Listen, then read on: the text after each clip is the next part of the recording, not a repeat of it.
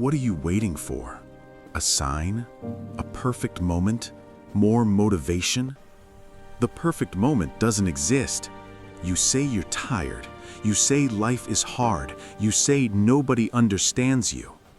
Everybody is tired. Everybody is struggling.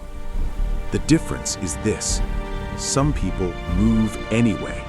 Stop blaming your past. Stop blaming your situation. Stop blaming people who never showed up for you.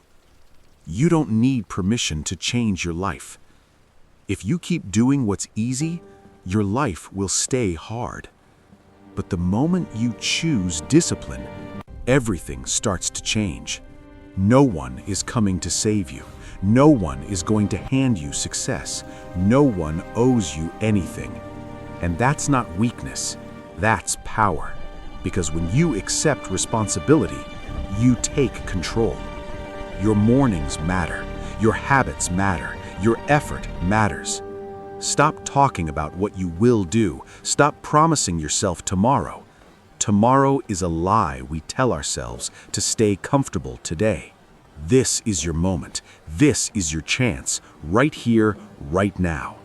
Stand up, lock in, and go to work.